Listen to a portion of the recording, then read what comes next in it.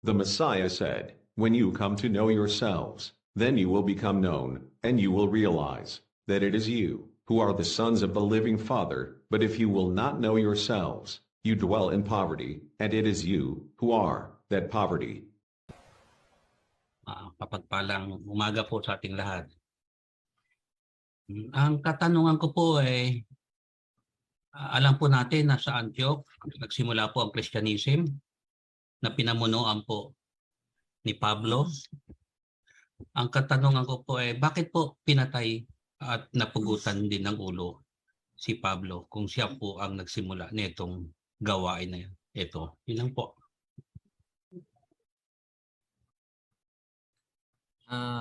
Alam niyo po, Brother Fred, na ito pong mga serpents po ito, talagang pag kumalaban po sa kanila, ay kanilang pinapapatay. So, noong siya po ay, kung mapapansin niyo po doon sa sinabi ng ating Aba Yahweh, na I will make this man suffer for the sake of my name. Iyon po ay curse sa kanya dahil pinagpapatay niya po yung mga Hebrew Israelites. Kaya noong siya po ay kumbaga nagbago kuno si Pablo, na siya ay ginawa niya na yung pagsasalita na pabor na sa pangalan ng Messiah, King Yahweh. Eh siya po ay pinersecute din siya. So yun po, kasama po iyon, yung pangyayaring yun ay kasama po yun doon sa curse sa kanya ng ating Aba Yahweh. Yan po. Baka po mayroon pang magandang may sasagot po dyan ating Prime Minister si Len. Salamat po, Brother Priscil. And congratulations po for well-delivered preaching today sa ating pong Holy Convocation. Opo, salamat po. Oh, Brother Bro Fred, meron po yung part 2 ang ating Breath of Christianity, at doon nilalagay po natin yung mga details, detalye yung mga pangyayaring yan, paano nabuo yan. Gusto ko lang po paliwanag sa inyo ngayon na ang sabi po doon sa Book of Acts na nakalagay po ay doon unang tinawag na Kristiyano. Sa Antioch, unang tinawag na Kristiyano ang mga followers po ni Paul, ni Pastor Paul. Hindi po doon sinabi na doon founded o nabuo ang Christianity. Makikita po natin diyan sa part 1, sa part 2 po ng ating preaching series tungkol po sa Breath of Christianity, at paliliwanag po natin ng maliwanag na maliwanag yung bagay na yan, at makita po natin saan at kailan talaga nag-umpisa ang Kristyanismo. Pasensya na, Bro Fred, hindi mo na mapapahaba ang discussion doon. Priscilla na po, doon muna po tayo sa nilalaman ng ating topic that was delivered today. Opo. Chris Prime. Opo. Oo. Since nabuksan na rin, sige po, Opal. Happy Sabbath mga kapatid. Although it's quite preemptive, susunod na tawag dito, sa susunod na presentation, I'll give the overview. Yung sa Book of Acts, tama yung sinabi doon na yung mga disciples ay unang tinawag na Christians sa Antioch. Walang ibang place sa history na unang na-mention ang Christianity, historically and biblically. No other place where the word Christian or Christ was ever mentioned kundi sa Antioch. At kailangan kasi nating balikan yung historical perspective. Ano yung Antioch na yan? Kasi kung titingnan mo, ang Antioch ay andito yan sa malapit yan sa modern day Turkey, Lebanon, makalapit yan. But actually, yan ay probinsya ng Greece noon, nung panahon nila. Ang Greece na doon sa kabila ng Mediterranean pa eh. Tatawid pa ng dagat, malayo. Dadaan ka pa ng Cyprus. Lalanding ka sa kabila, Malta, Greece. O yan, andun siya sa kabila. Ang Antioch is na andito. Nasa Turkey. So, iisipin natin, parang may mali. Pero tama po yun. Kasi, ng panahon na yun, ang Antioch ay probinsya ng Greece. Kasi sinakop din niya ng mga Greeks. In the same manner, na ang Egypt, hindi nyo aakalain, ay bahagi din ng Greece noon. Andito nang ang Egypt sa mas baba pa, pero bahagi ng Greece yan noon. In fact, may mga pharaoh na Greeks, hindi talaga Egyptian.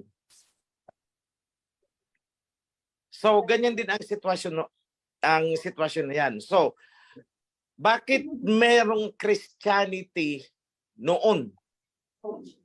Bakit doon nagsimula ang pagtawag na Christians? Why of all the places? Hindi naman sa Jerusalem, kundi sa Antioch. So, pag nakita mo ng background, Antioch is part of Greece. So, Christianity is a Greek religion. Hindi po yan Shemite belief, kundi Greek religion. So anong tawag? Jesus, Christos. Jesus is, kinuha nila yan, Greek pa din. Christos, the other word, Greek pa rin. Ngayon, may nagpaparallel nga sa history, which is magiging complicated kung i-explain ko ngayon. Yung tinatawag na Mitraism. Wherein, your Trinity, yung sinasabi ng God the Father daw, is si Mitra. Mitraism. Yung anak, yun ang inilagay nila na si Jesus Christos. Walang persona. Nakita nila, maganda ang istorya nitong si Yahweh Shai. Maganda, may mga disipulo. Inadapt nila yan doon. At ang mga totoong disipulo ng Messiah, tinawag nilang mga Christians. So, dinamitan nila ng bago. Ginawa nila ng bagong pagkatao ang mga disipulo. Ginawa nila mga Christians at sila na ang nagpropagate. Sinakayan niya ni Paul. Mitraism noon. Pagdating ni Paul, naging Christianity. Siya na ang nagpropagate niyan dito sa modern world. Kumbaga nga, siya na ang nagdala. Kaya, kung tutusin, ang pinagmula ng Christianity na pagpasok dito sa atin ay si Pablo yan. Yada. Si Pablo yan. Inadapt niya. So ngayon, at the time, magkalaban politically ang mga Greek at mga Romano. Although there was a time na magkaisa sila, Greco-Roman Empire na tinatawag. Nung inadapt ng Roma officially yung Christianity as the official religion of Rome ng Vatican, gumanda ang pangalan ni Pablo. Pero nung hindi pa gumaganda o hindi pa na ina-adapt ng Roma yung Christianity as religion, minartir nila si Pablo. So, technically, si Pablo ay namatay dahil sa kanyang false messiah. Inihalo niya kasi inihalo niya sa Jesus Christos. O, bakit nagkaganon? Kasi ang sabi ni Pablo, balimbing yan eh. When I am in Rome, I am as a Roman. When I am in Greek, I am as a Greek. When I am with the Gentiles, I am as a Gentile. So walang paninindigan, yun ang doon siya namatay. Dala-dala niya ang istorya ng ng mga disipulo, dala-dala niya ang istorya ng Messiah. Dinala niya sa Antioch, doon niya ipinakilala, nakabuo siya ng religion. Ngayon na-threaten ang mga Romano. O tinira siya ngayon. Pero nung namatay na siya, inadapt naman, if I'm not mistaken, panahon ni Constantine, inadapt ang Christianity. Wala na, patay na siya. So yan po ang sequence niyan.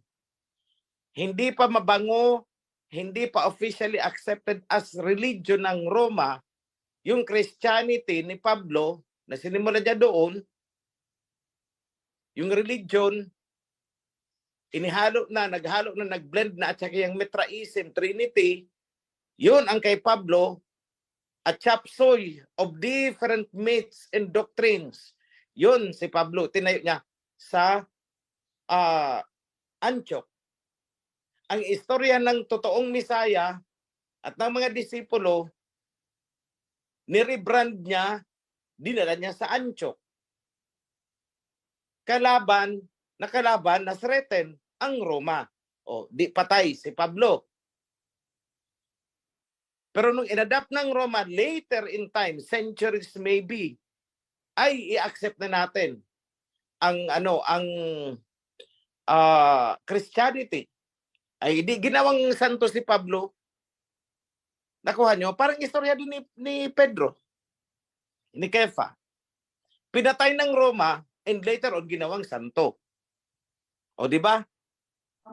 Ganoon din kay Pablo. Pinatay muna, tsaka ginawang santo. So yan po ang overview niyan. Medyo komplikado ng konti, pero kung uunawa natin, madali lang pala. So, thank you sa question. But more of that in the next presentation. Kaya lang ayoko kasing kasi total na buksan na. So I have to answer that. From Agusan, katanungan dito sa ating FB Live, Sis Margaret, habang wala pang nagre-resign sa Zoom. Katanungan po, mahal na Sultan, ano pong pangalan po ang itinuturo ni Pablo? Salamat po. Makukuha natin yan doon sa premise. Di ba ang sabi ni Pablo, kapag ako ay with the Gentiles, I am as a Gentile. When I am with people of the law, I am as if under the law. So ibig sabihin, ano ito, kamilyon itong si Pablo. So if he is among the Christians, Mitraism, di sinasabayan niya yun at ipinapasok niya, ini-inject niya unti-unti yung istorya ng Misaya natin at saka ng disipulos. Kaya ang mga apostolos natin ay biglang naging Kristiyano sa pananalita ni Pablo.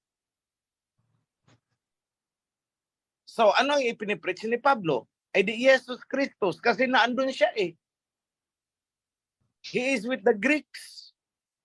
Christos ang gusto ng Greeks, anointed. It seems to be a harmless name. Anointed lang naman eh. The anointed, o di ginawang Christos, acceptable sa society na kinalalagyan niya noon. So he was preaching the Jesus Christos kasi wala namang ibang pinagmulan kung paano pumasok sa ating mga kasulatan ang pangalan niyan kundi sa panahon at sa eksena na si Pablo ang naandun. So it was Paul who did it.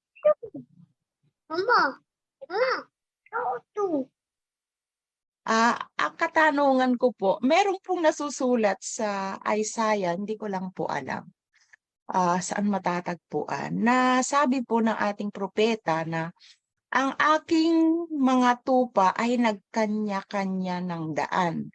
Ibig po bang sabihin ang Kristyanismo na nagsanga-sanga ng iba-ibang relihiyon o kaya sekta, ito po ba yung katuparan ng sinulat ng ating propetang Isaiah po? Hindi Yun ko lamang po. masasagot yung tanong. I would not say yes. I would say no. Kasi yung verse na kinote mo sis ay kaputo lamang na verse. Hindi tapos yung buong verse. Baka ibang context ang tinutukoy. Baka mamaya nagkanya-kanya lang ng pamamaraan ng pagsamba. Baka mamaya nagkanya-kanya lamang ng direksyon kung saan pupunta. Not necessarily na nagkanya-kanya na ng sekta. Magkakaiba yan, maraming meaning yan. So gusto ko makita ang buong context ng verse na yan kung saan mo nakita. Then Hindi come ko po up kasi with the matandaan. clarification later on. So next question please. Tama. Happy Sabbath po sa aming mga coordinator, assistant coordinator at saka po sa ating Sultan Hashim.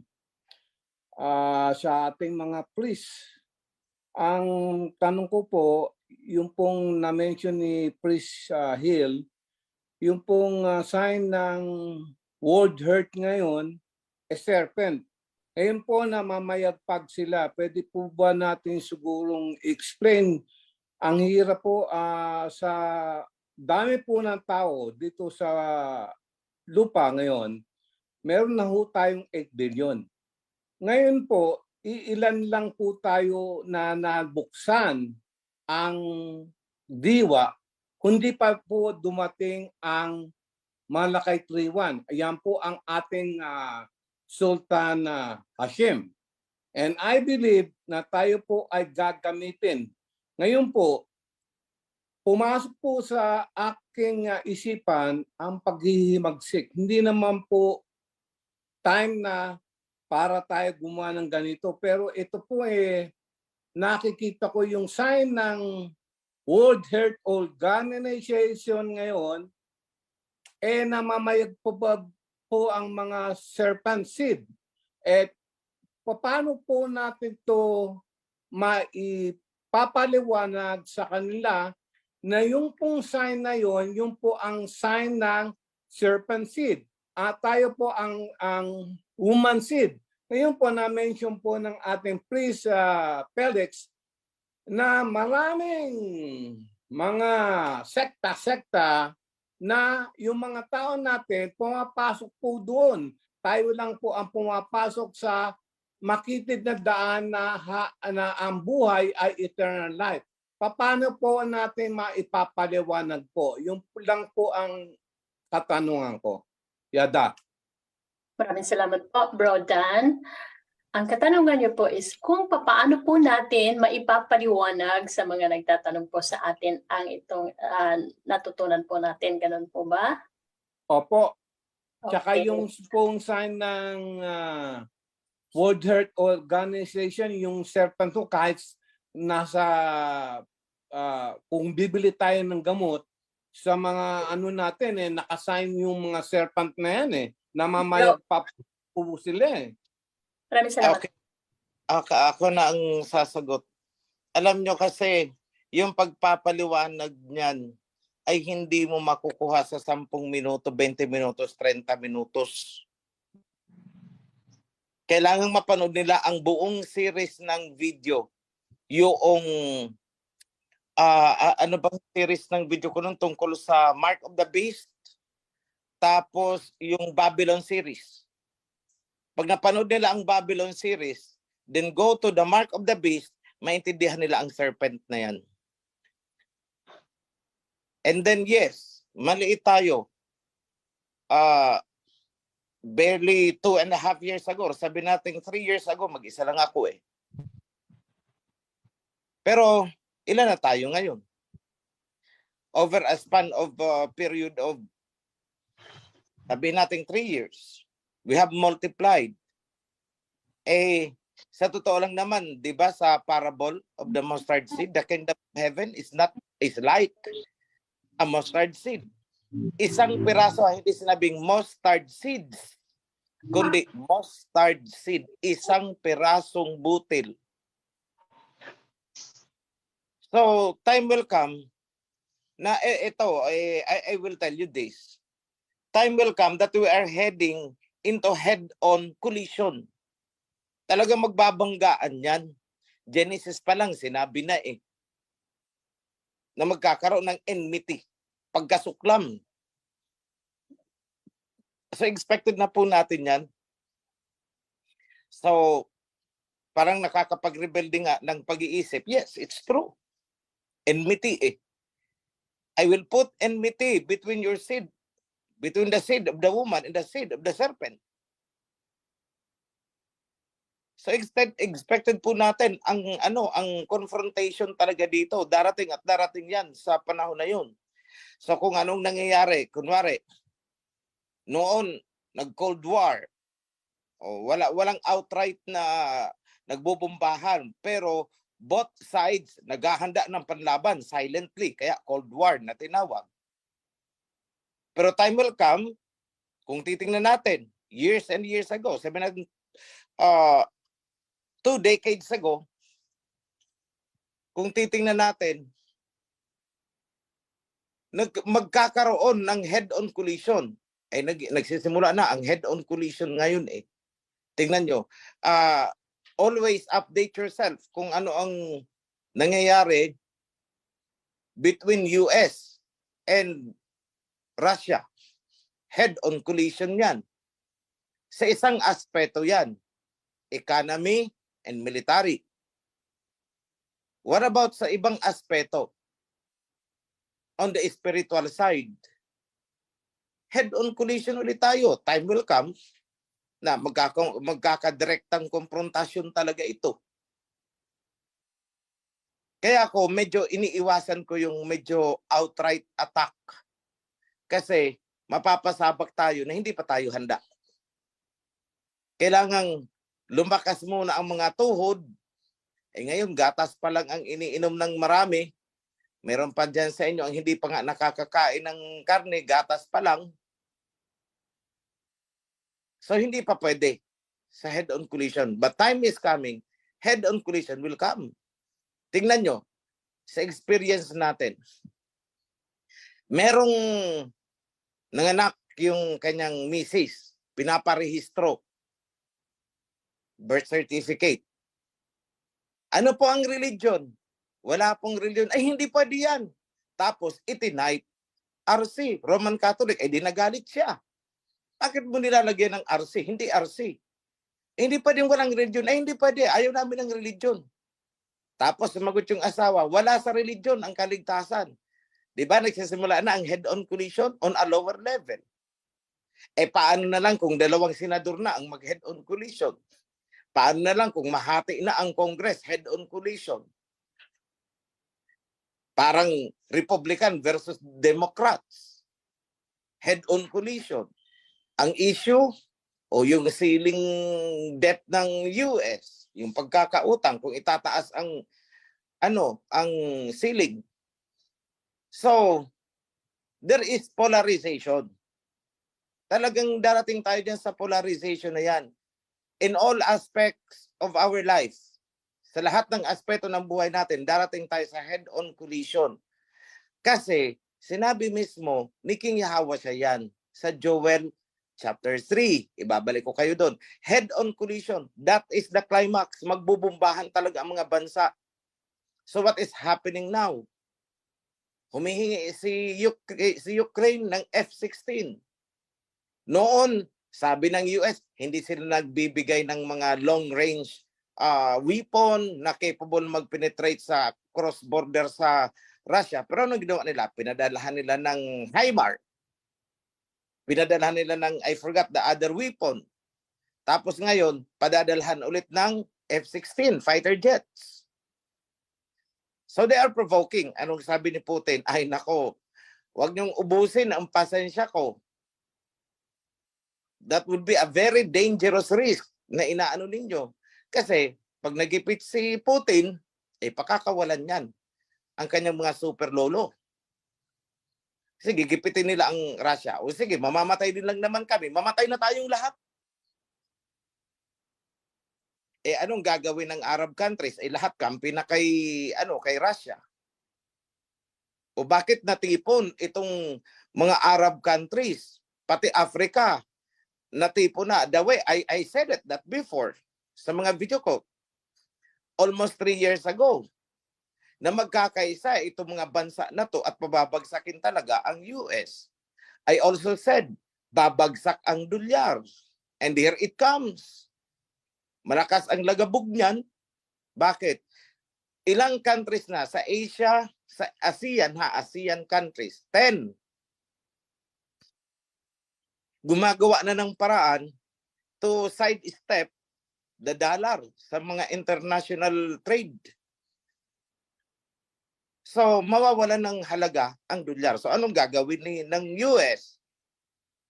Eh, di mag-aamok yan. Head-on collision. Geopolitical, military, economic. Di ba head-on collision na ngayon? Ano ang kulang? Spiritual. Saan ang gagaling? O di sa atin na naman. Maliit tayo, hindi tayo maliit.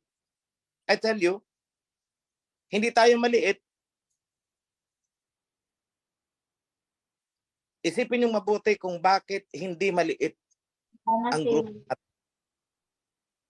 Billion din tayo, I tell you. Billion din tayo. Isipin yung mabuti, bakit sinabi kong billion tayo? Maybe ang nakikita nyo lang na ano nyo is yung population na hinahawakan ng Joshua, we are barely 5,000, 7,000. Yun ang nakikita nyo. Pero ako, ang nakikita ko, hindi ito projection ha. Hindi ito symbolic. Literal reality. Billions tayo. Subukan nilang galawin ako. Subukan nilang galawin tayo as an organization. Mararamdaman nila ang billion na yan. Yeah, So yun lang. Yun lang kapatid ang masasabi ko. Watch the videos. Combination of Babylon series. Doon na explain ang ang origin ng serpent. Then watch yung Mark of the Beast. Kasi doon na explain how come na itong cross, how come na itong Jesus Christus is actually the mark of the beast. And that the Christus is the serpent. Mula mismo sa pronouncement ng head of Christendom worldwide. Mismong siya ang nagsabi na the mystery of the Christ is the serpent that kills and the serpent that heals. One and the same. And who is the serpent? O balikan nyo sa Bible. Sa book of Revelation. The serpent, that old serpent is the dragon, Satan himself. So mahirap ipaliwanag yan. Not unless kabisado ninyo ang Babylon series at saka ang The Mark of the Beast series. Yan lang po, kapatid. So, habang wala pa pong nakataas, magbasa po tayo ng isang katanungan galing ng Facebook Live.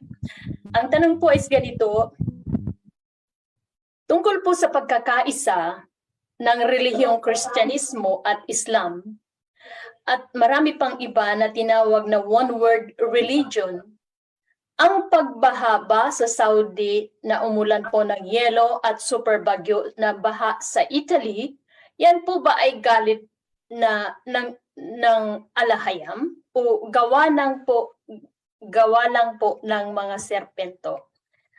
Gusto lamang po niyang magkaroon ng kaliwanagan, priesthood. Maraming salamat po sa katugunan.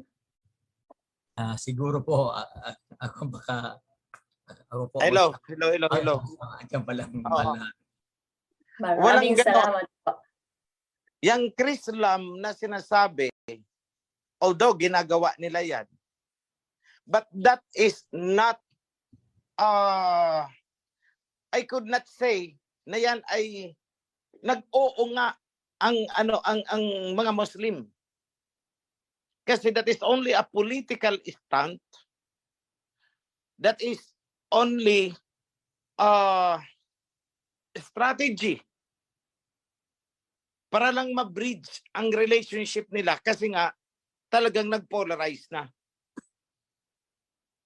So para hindi magkagulo, magaling din naman si Satanas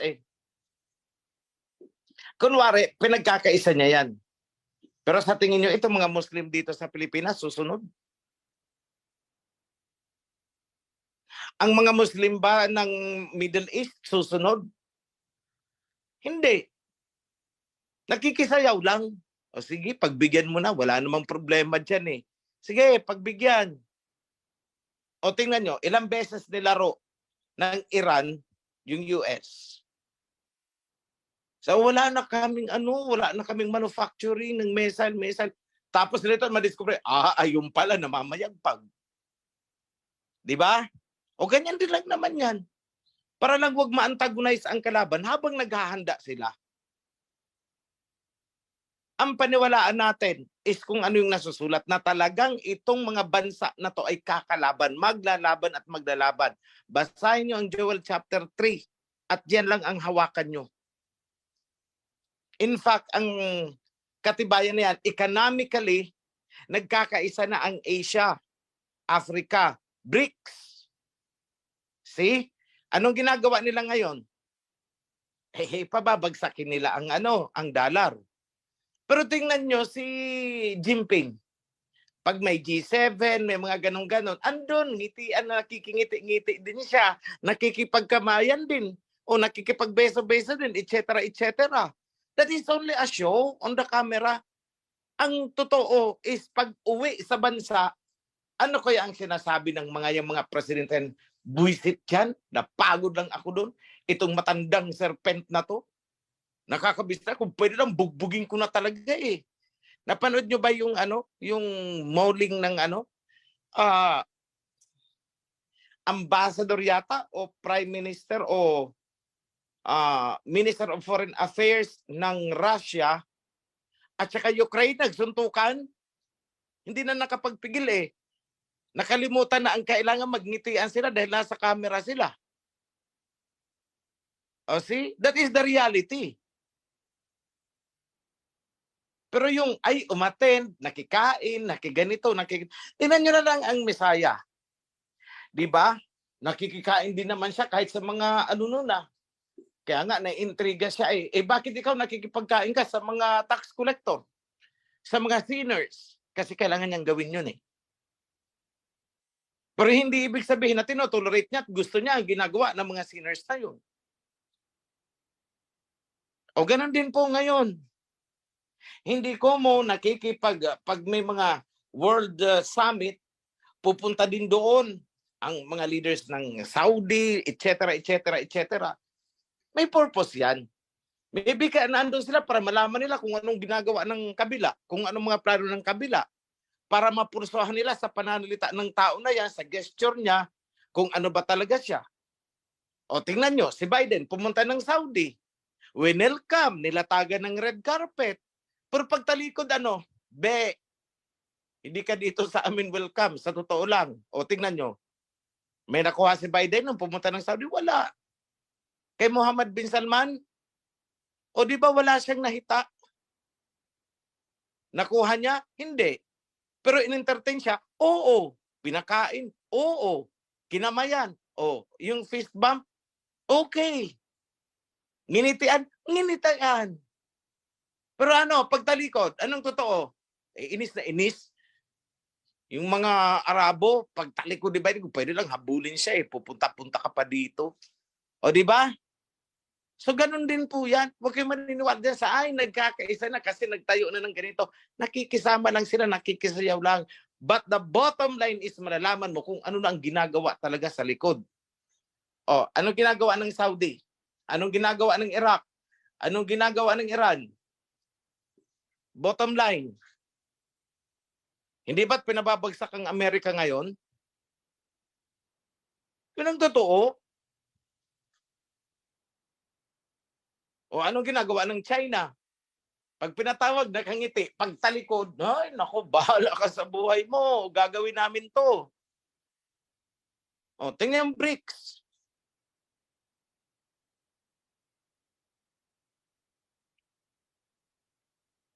So, watch out yung June 1 ha, yung June 1. Bantayan nyo yan kung ano mangyayari sa utang ng Amerika.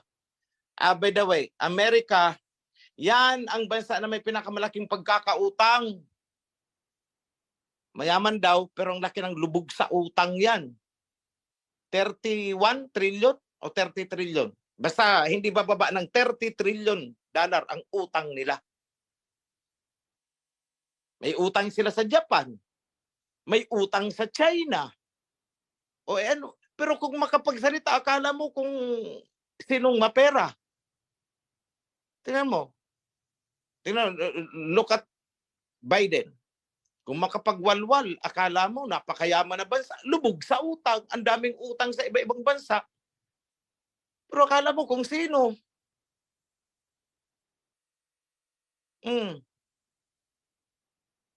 So sinabi ko noon sa inyo, babagsak ang dolyar. Babagsak at babagsak yan. Maniwala kayo sa akin. O kahit hindi kayo maniwala sa akin, babagsak yan. Ang ginagawa nila ngayon na mataas ang value ng dollar, alam niyo kung bakit? Dinadaya na nila ang forex. Silang may hawak ng system eh. Biruin mo, magkano ang isang dolyar sa atin? 55, 56 ngayon. Currently, I don't know. Eh kung tutusin, wala ng value eh. Oh, anong gold reserve? Wala. So what is dollar? Papel. Nothing. Nothing of value backs up the dollar. O anong ginawa ng China? At tonelada, libong tonelada ang iniimbak ng China. Why? Ganon din ang Russia. There was a time na talagang kung hindi dito sa digmaan na to, nagtambak na rin, nagtambak ang Russia. Time will come, mas mataas ang value ng Africa, ng currency ng Africa laban sa dolyar. Why? Grabe ang gold ng Africa. So yun ang may karapatan na mas mataas ang value ng currency. Eh anong backup ng US dollar? Utang. Yun ang backup nila. See how this US is manipulating the world.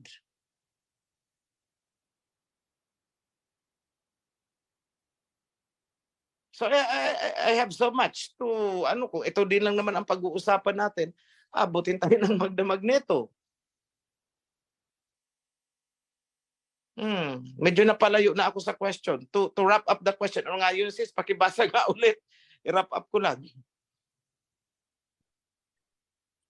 We missed you. Mahal na Sultan po. Ang tinatanong po niya is yung ito po ba ay gawa ng kaaway o parusa ng alahayam? It could be, sa akin kung titingnan, it could be parusa din. Kunting pitik lang naman yan. Kunting pitik lang naman yan. Maraming salamat po, mahal na Sultan.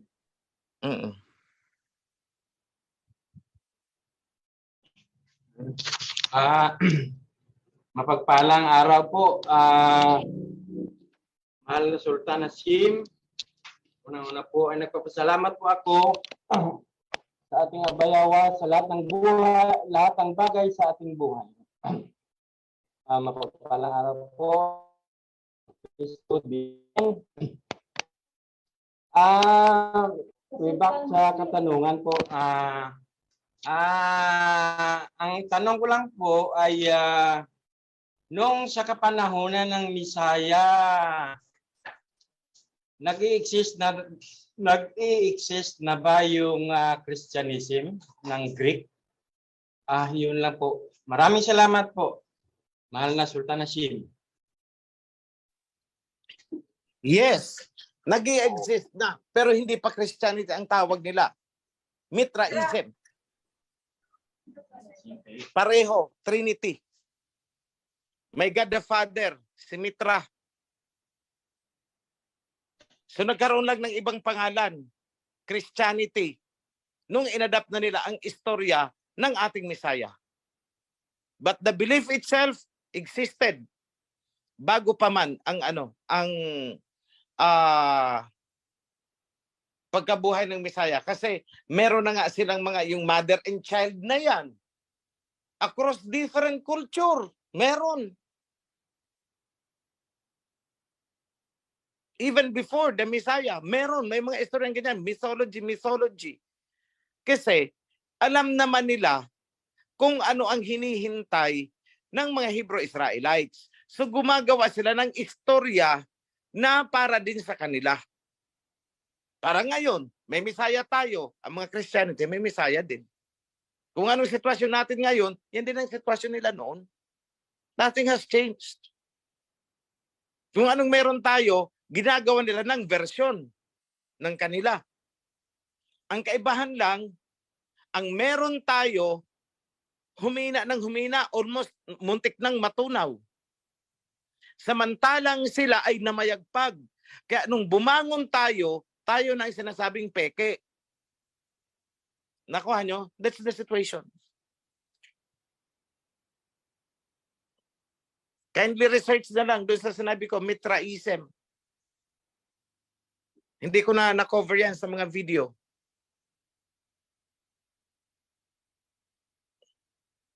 So yan lang ang sagot ko. Yes. For the time being, magbasa mo po muna tayo ng mga katanungan sa Facebook Live. Ang kapatid po na nagtatanong is, ang sabi po niya, ano pong mangyayari sa EDCA kapag translated po. Binabasa ko, hindi ko mabasa. Bro, pakibasa po.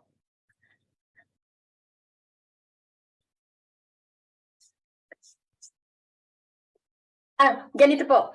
Ano po bang mangyayari sa EDCA pag andito na sa atin kung lubog? What will happen to the EDCA sites here in our country if America is in a deep debt? Yun po ang katanungan ng kapatid, mahal na priesthood.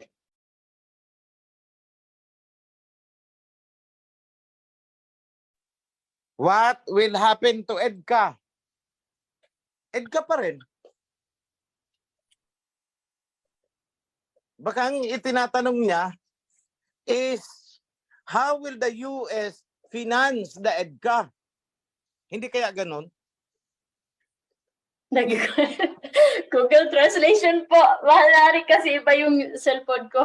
It says, what will happen to the EDCA sites here in our country if America is in debt? Oo. Ano ang mangyayari sa EDCA dito sa mga EDCA sites, locations dito sa ating bansa kung ang US ay lubog sa utang? Klarado naman. So ang tinatanong niya is marahil paano mafi-finance, matutuloy ba yan o ano? Yes, matutuloy yan. Kasi sukdulang gutumin ng US ang kanilang citizens, sukdulang hindi na nila mapensyonan ang mga elders, mga elderly nila doon, ma-finance lang ang military. Huling alas ng US ang military. Kailangan nilang alam mo ito, ang sa isang tao na lang nagipit, sa patalim kakapit. Military is patalim.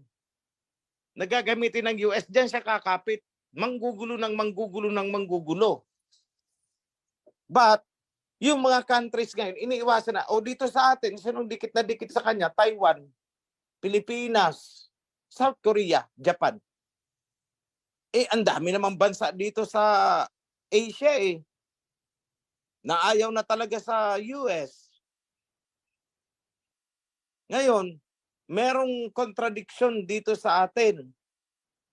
May conflict kasi politically, ang executive body natin, itong si Bongbong, maka-US. Sabi nga ng isang announcer sa media sa India, yung babae, ano kaya ang naipromise kay Bongbong at bakit gano'n na lang daw ang ni Bongbong sa US? We don't know what US has promised him. Bakit pinayagan itong EDCA na to? But that is in terms of military. But in terms of economy, iba naman ang ginagawa ng ating central bank. central bank is eyeing on sidestepping the dollar. Nag-iisip na rin si Nampran, maybe dahil nasa sitwasyon, nakikita nila na itong dolyar na to, babagsak talaga ito. Bakit ka pa mag-i-imbak niyan? Mamaya, na-devaluate na yan, devalue na yan, wala nang value. Tambak ang sa'yo, ilang $billion ang kinuha mo as reserve. Tapos bilang i-declare, wala nang halaga niyan, wala nang pumapatol dyan O laki ng losses ng central bank natin. So, in some transactions, iniisip na rin ng central bank natin kung paano tayo makikipagkomersyo sa ibang bansa na hindi gagamit ng bilyar. That is on the economic side. Kaya nga, conflicting ang standing ng ating government. Fragmented. Hindi unified. One department pro-US. Another department is not pro-US. That's where the problem arises. So itong EDCA na to, magtutuloy yan. Kasi huling alas yan. The last drop of the penny, ibabudget dan na ng US. Magulo lang ang China. Pero ang akin sana, kung nagkaroon ng firm standing itong si Bongbong, sinabi niya sana na please do not drag us into that conflict. Huwag nyo kaming idadamay dyan. Huwag nyo kaming kakalad ka rin dyan. Dahil pag naglagay kayo dito, magugulo naman ang relationship namin sa China. Allow us to heal. Hindi ganun ang gawain ng adversary. Gusto talaga ng adversary is gulo. Tingnan nyo, anong ginawa ng US sa Ukraine? Di ba't ganun?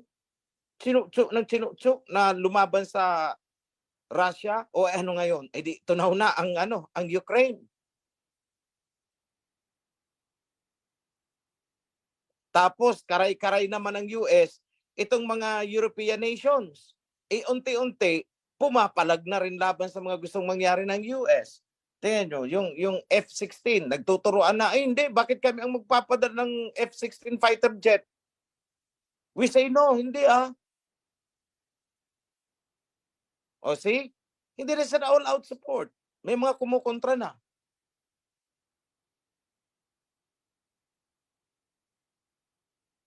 So similarly, if EDCA lang naman ang pag-uusapan, ano yan?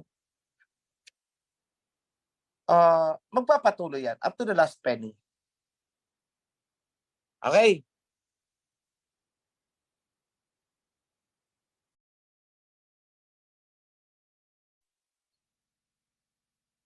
Yada, maraming salamat po. Mahal na Sultan. At marami pong katanungan dito sa FB Live. Happy Sabat po sa ating lahat. Tanong ko lang po, bakit namayagpag ang Christianity noong itinatag ni Pablo ang Kristyanismo, samantalang noong itinatag ni Pablo ang nasabing relihiyon ay naroon ang presensya ng mga apostoles. Nagkaroon po ba ng pagtututol, pagsang-ayon ng mga apostoles sa ginawa ni Pablo? Salamat po sa kasagutan. Kung sa pagtutol, muntik na nga magsuntukan si Pablo at saka si Pedro. Ano ba naman kayo? Hindi nakakalimutan nyo yun? Na may confrontational, direct confrontation yan. Ang dalawang yan, muntik na magsapakan yan. Kung sa simpleng pag-uusap para lang maintindihan nyo, nagsigawan ang dalawa. May umawat. That happened. So tumutol. Kaya nga yung mga apostles noon pumunta pa ng Antioch. Kasi nababalitaan na nga nila. Kaso pagdating doon, iba naman ang ipinakilala ni Pablo. Nagawa ng paraan na naman ni Pablo. Magaling itong si Pablo And then besides, bakit namayagpag ang Christianity? Kasi nga, inadapt na ng Roma. Ano ang Roma? Number 1 colonizer noon. Kaya nga, pati dito nakarating sa atin. O kaya nga, mayroong Roman Catholic Church dito. Kasi ang nagdala ng religion na yan is military. Di ba? O tingnan nyo, ano si Magellan? Di ba't mga military fleet yan? Mga sundalo ang bit-bit? Tinutukan ang mga ninuno natin. O paano hindi mamamayagpag? Sa pilitan eh. Kaya nga itong mga tayo na hanggang ngayon, yung iba dyan, I'm talking about people outside of the Kawan, hanggang ngayon kapit na kapit pa rin dyan, ang tatanga. I'm sorry for the word, but no other Tagalog word I can use. Sobrang katangahan eh. Hindi natuto sa history. Kasi, ganyan ang ginawa nila sa lulo mo. Tapos ngayon, sunod-sunuran ka pa rin. Bakit hindi mo isuka yan? Isuka mo. See? So ganyan na mayagpag. Military. Sina Pedro, may military ba sina Pedro? Hindi ba't sinakop ang Jerusalem? 70 AD? Winasak ang Jerusalem? Nagkawatak-watak na sila. Wala silang military might. Samantala ang nagdadala ng Christianity, batalyon-batalyon. Paano hindi mamamayagpag yan? So I hope I made myself clear on that.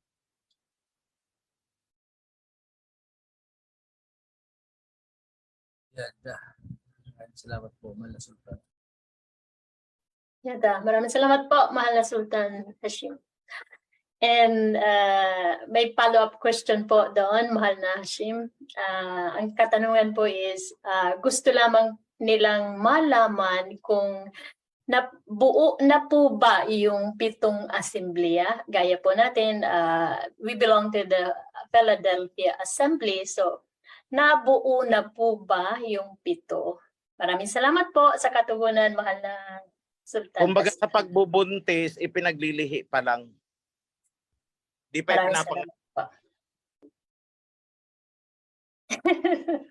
Maraming salamat po, Mahal na Sultan. And may follow-up question din po dito. Ang sabi po is, handa na po ba ang pamahalaan na i-turn over sa kingdom ng UPR? So, something like handa na. Ano daw sis? Pardon? Handa na po ba tayo na mag-turn over ng pamahalaan ng Kingdom of Ophir sa kasalukuyang pamahalaan? Yun po. Turn over what? After coronation, maybe, yung tanong po ng kapatid is, after coronation, handa na po kaya ang pamahalaan na magpasakop po, ang ibig po niyang sabihin sa kingdom ng makalangit na kaharian? Yun po siguro ang gustong sabihin ng kapatid. Only time can tell, but not yet now. Hindi. Kasi ang tingin ko dyan, magkakaroon ng 2 systems. Parang one China, Hong Kong at saka China, parang ganun. I'm not talking about physical, geographical division ha. Magkakaroon tayo ng isang sistema na kailangan nilang irespeto. But the turnover, malamang hindi ganun ang pamamaraan. But rather we will be given a leeway for self-governance. Yun lang po. Marami pong katanungan pa dito sa FB Live. Maraming salamat aming mahal na Sultan. Happy Sabat po, mahal na Sultan. Ang tanong ko ay tungkol sa Tree of Life. Sinabi sa Revelation na ibalik ito. Ibinigay ito sa time ni Adam at Eve. sa tingin ko, andyan pa rin siya sa Palawan, sa Garden of Eden. Pero invisible lang. Tama po ba ito?